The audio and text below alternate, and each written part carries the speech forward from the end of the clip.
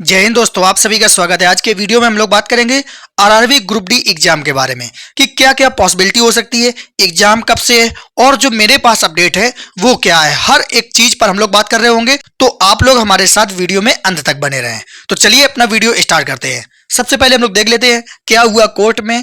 गंभीर मुद्दा फिर भी डेट, वैकेंसी बढ़ाने पर रखो फोकस, व्यूज का खेल है, एग्जाम की तैयारी हो रही।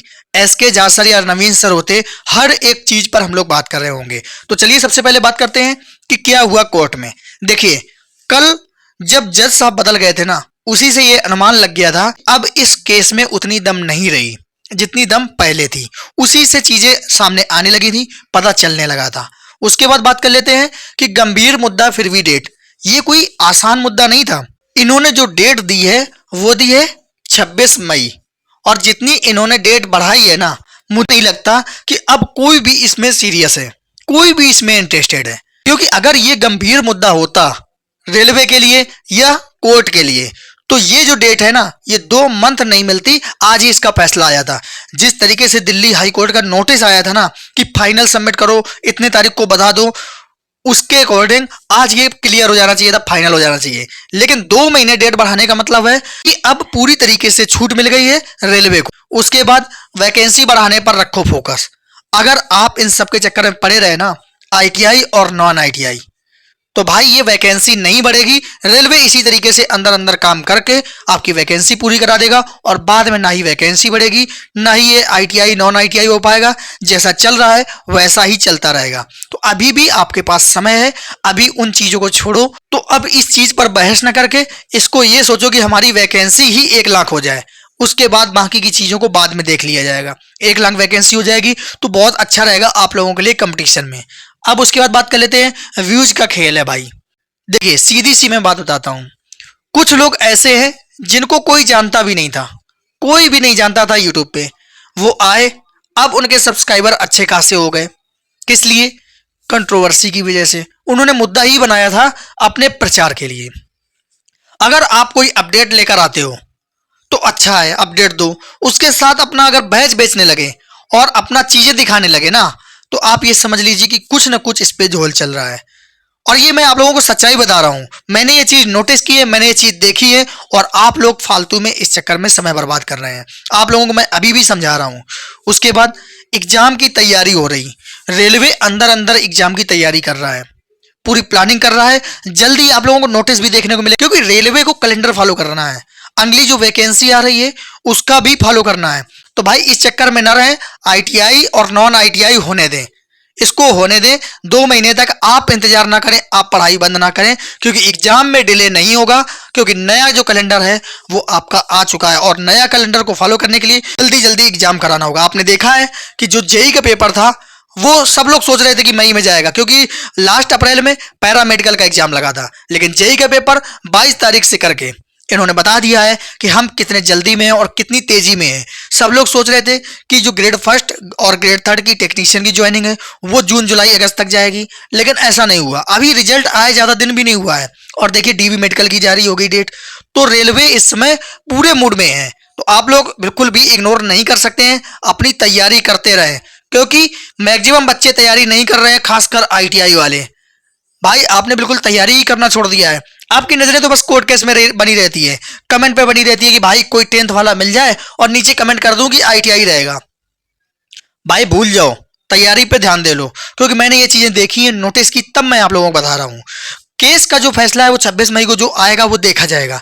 लेकिन सिर्फ केस का फैसला आपकी तरफ आ जाएगा, उससे क्या आपका सिलेक्शन हो जाएगा?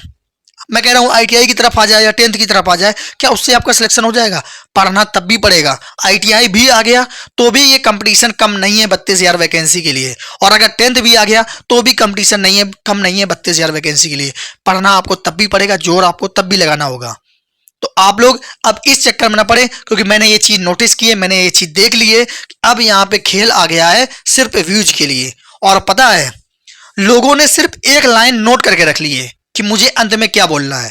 वो लाइन है कि भाई मैंने तो मेहनत की, मैंने तो मेहनत की, पर क्या कर सकते हैं,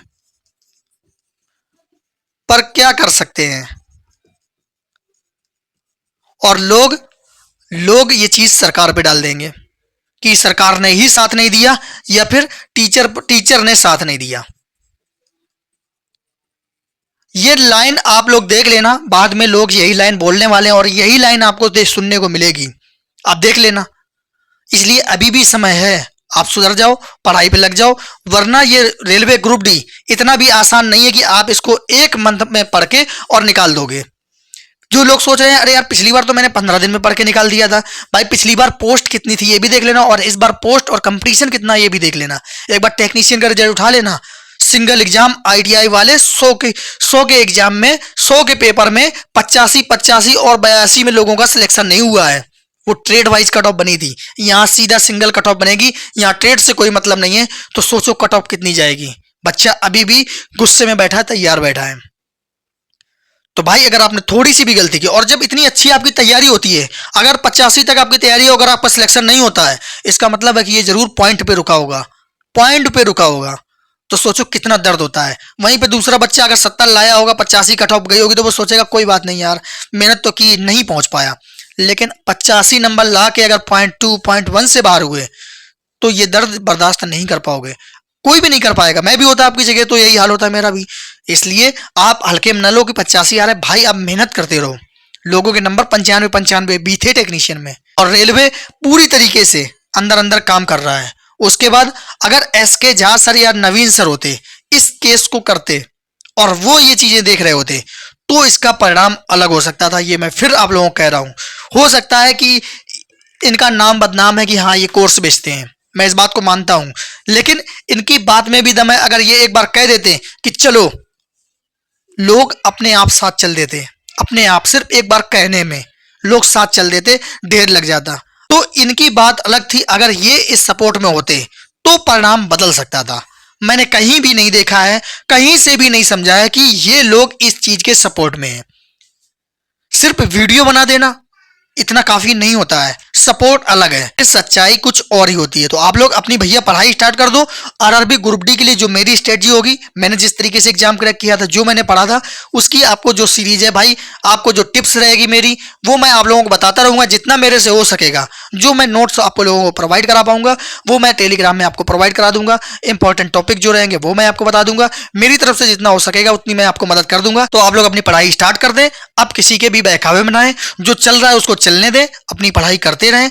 भाई रिजल्ट जो आएगा देखा जाएगा, चाहे वो 10 का बच्चा हो चाहे आईटीआई का बच्चा हो, दोनों लोग पढ़ाई स्टार्ट कर दो, बिना पढ़े सिलेक्शन नहीं होगा। तो हम लोग मिलते हैं अगले वीडियो में अगली गाइडेंस के साथ। जय हिंद।